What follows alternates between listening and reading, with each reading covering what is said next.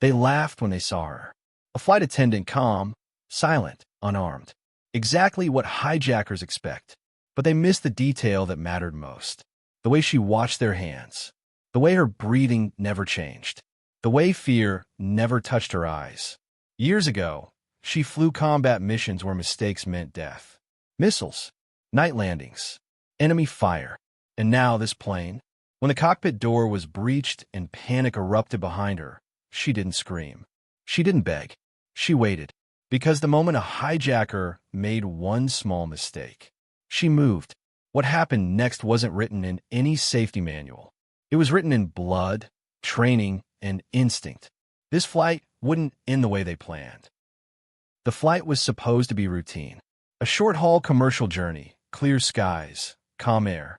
Passengers settled into their seats, headphones on, drinks in hand. Children slept.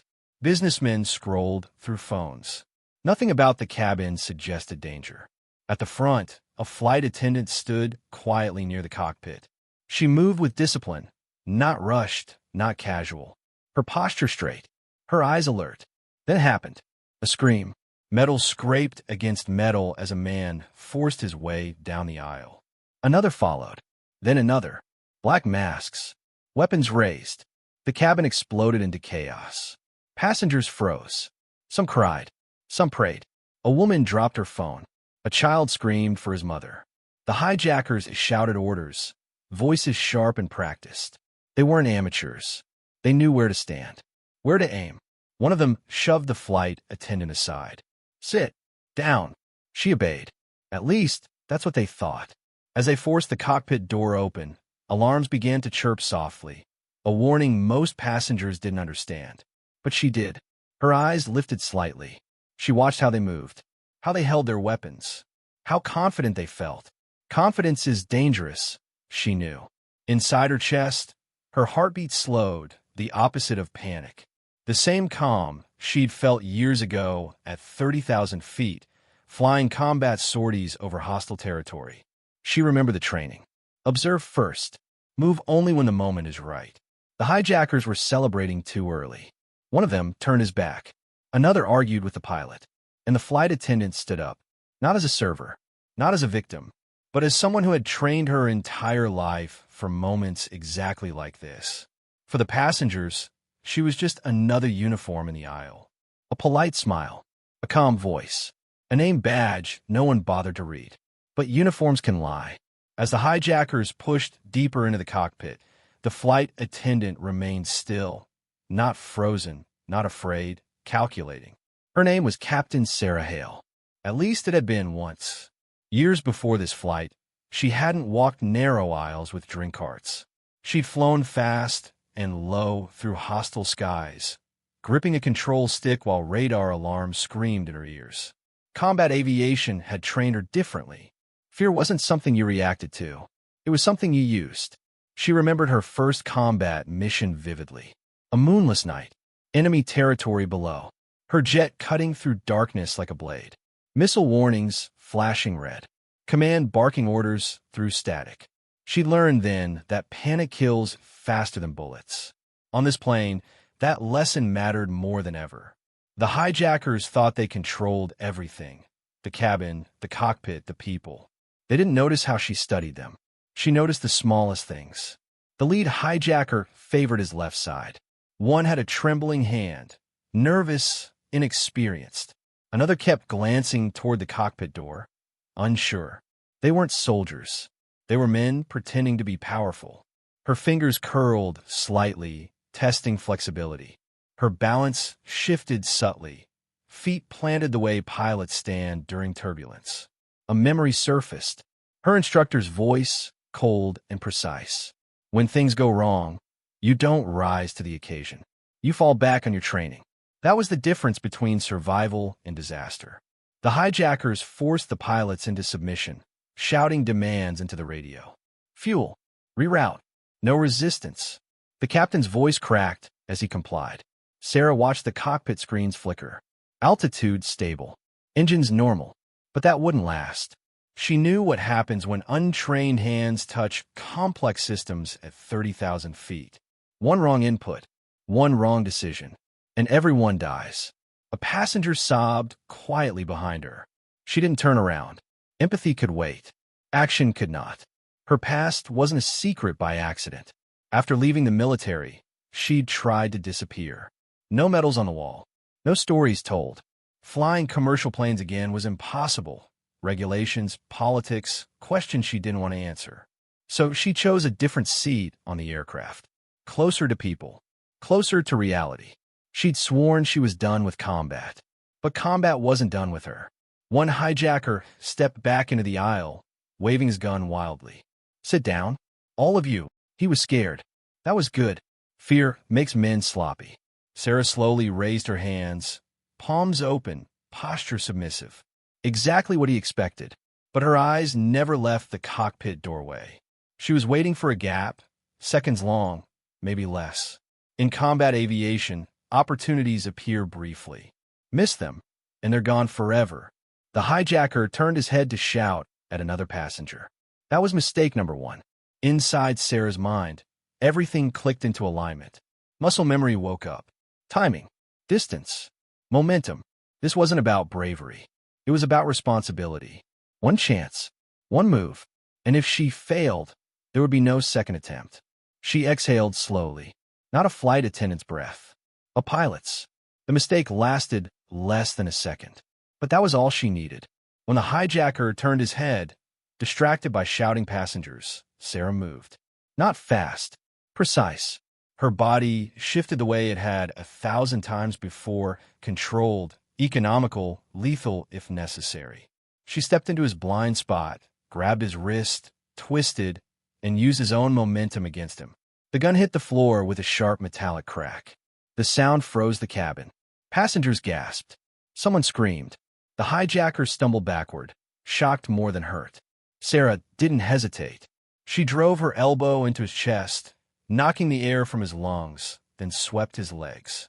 He crashed into the aisle, breathless and helpless. Training took over. No anger, no panic, only sequence. Another hijacker spun toward her, weapon rising. Too slow. She grabbed the fallen gun, rolled behind his seat, and came up already aiming, not at his head, but at his leg. One shot. The sound was deafening inside the cabin. The hijacker collapsed, screaming, clutching his thigh. The remaining men froze. They hadn't expected resistance. Not from her. Not like this. "Drop it," Sarah said. Her voice wasn't loud. It didn't need to be. It carried authority, the kind born in cockpits and war zones, where orders aren't suggestions. One hijacker hesitated, eyes darting between her and the cockpit. He made the wrong choice. He lunged. Sarah fired again. This time, she didn't miss. The man went down hard, weapons skidding across the floor. Silence fell. Heavy. Unreal. Passengers stared at her, as if seeing a stranger. A moment ago, she was handing out drinks. Now she was standing in the aisle, gun steady, eyes locked forward, breathing controlled. She turned toward the cockpit. Inside, chaos. The pilot's hands shook on the controls. The co-pilot was bleeding from a cut above his eye. Warning lights flashed across the panel. Altitude was drifting. Speed unstable. And the last hijacker stood behind the captain, gun pressed to his head. He screamed when he saw her. "Stay back." Sarah stepped into the cockpit slowly, weapon lowered, not surrendered. She scanned everything at once. Engine readings. Flight path. The hijacker's stance. He was desperate. Desperation is dangerous. "I can fly this plane," she said. The words cut through the noise. The hijacker laughed, wild and cracked. "You? You're a waitress in the sky." She didn't argue. She took one step closer. "I've landed jets with half the cockpit on fire," she said calmly. "This aircraft is easier." The pilot glanced at her. Hope flickered, then fear. "What are you doing?" he whispered. "Saving it," she replied. The hijacker's finger tightened on the trigger. Sarah saw it. Time slowed. She remembered a desert runway. Explosions in the distance. A damaged jet refusing to respond. This was familiar. She moved. The shot came almost simultaneously. Her round struck first. The hijacker dropped, gun clattering harmlessly to the floor. The cockpit went silent except for alarms. Sarah kicked the weapon away and turned to the controls. Her hands hovered for a fraction of a second. Different aircraft, different layout, same principles. She slid into the left seat. The pilot didn't resist. He watched her fingers move, confident, exact, stabilizing altitude, correcting heading, reducing engine strain. The plane responded immediately, like it recognized her.